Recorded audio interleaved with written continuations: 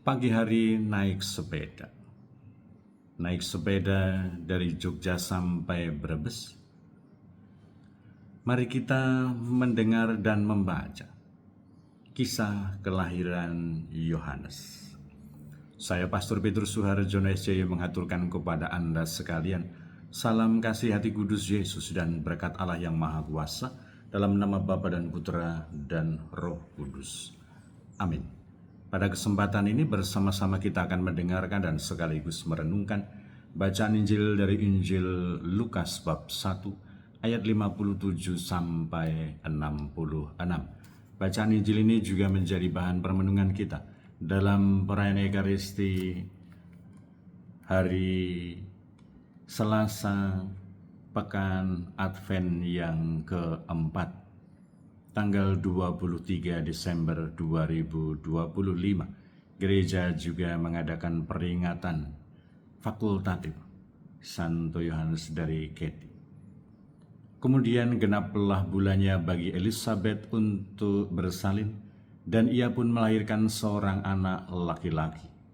Ketika tetangga-tetangganya serta sanak saudaranya mendengar bahwa Tuhan telah menunjukkan rahmat-Nya yang begitu besar kepadanya, bersukacitalah mereka bersama-sama dengan dia.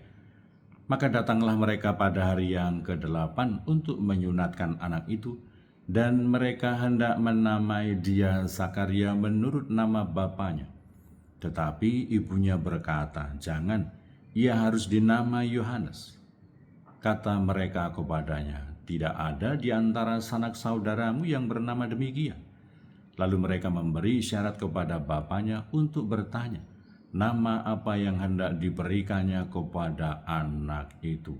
Ia meminta batu tulis lalu menuliskan kata-kata ini. Namanya adalah Yohanes. Dan mereka pun heran semuanya. Dan seketika itu juga terbukalah mulutnya dan terlepaslah lidahnya. Lalu ia berkata-kata dan memuji Allah. Maka ketakutanlah semua orang yang tinggal di sekitarnya, dan segala peristiwa itu menjadi buah tutur di seluruh pegunungan Yudea.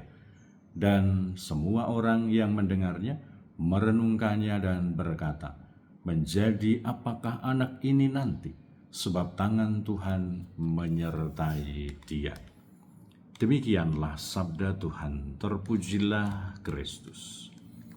Saudara-saudari yang terkasih, selamat pagi. Bagaimana kabar Anda hari ini? Semoga selalu sehat, berbahagia, bergembira, bersukacita luar biasa, dan senantiasa merasakan kasih dan penyertaan Tuhan di hari yang baru ini. Selamat merayakan pesta pelindung bagi Anda sekalian, pribadi-pribadi, kombas-kombas, wilayah-wilayah, stasi-stasi, paroki-paroki, dan komunitas umat beriman yang bernaung di bawah nama Santo Yohanes dari Keti. Semoga berkat doa dan teladan Santo Yohanes kita semakin diteguhkan, dikokohkan dalam iman, harapan, dan kasih kita kepada Allah dan juga kepada sesama. Dan kiranya apa yang hendak disampaikan oleh Yesus hari ini menjadi peneguhan untuk kita, supaya kita senantiasa juga berdoa untuk saling mendoakan satu sama lain. Kita berdoa untuk saudara-saudari kita yang tua, yang lansia, yang sakit. Kita berdoa untuk mereka yang masih kecil, yang masih dalam masa pertumbuhan. Kita juga berdoa untuk mereka yang masih di dalam kandungan, yang di bangku pendidikan. Kita berdoa untuk mereka yang sudah selesai sekolah dan sedang mencari pekerjaan dan juga teman hidup yang tepat.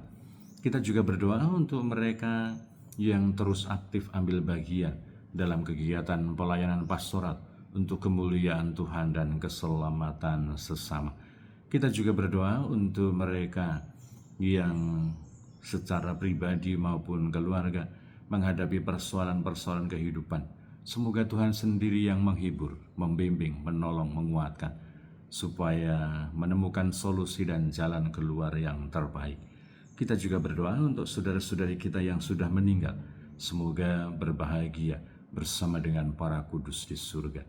Dan kiranya bahwa kita semua sebagai pribadi-pribadi beriman yang tergabung di dalam gereja Katolik, kita memasuki hari-hari yang semakin mendekat untuk perayaan Hari Raya Natal. Semoga kita semakin siap hati, batin, fisik, seluruh hidup kita untuk menerima kehadiran Yesus Sang Juru Selamat di dalam hati kita, di dalam kehidupan kita, di dalam keluarga kita, di dalam komunitas kita, di dalam kombas kita, di dalam paroki kita, di dalam kehidupan dunia ini. Dan kiranya bahwa peristiwa atau kisah kelahiran Yohanes Pembaptis hari ini mau menginspirasikan, menunjukkan kepada kita semua tentang ketaatan kepada kehendak Allah. Bahkan nama yang tidak biasa pun akhirnya diberikan kepada Yohanes. Padahal nama bapaknya tidak seperti itu dan tidak ada kebiasaan seperti itu untuk menamai anak itu. Tetapi ternyata karena kehendak Tuhan, karena perintah Tuhan, akhirnya diberilah nama anak itu Yohanes. Kiranya kita juga perlu belajar memberi nama anak, perlu juga mencari inspirasi dari Tuhan.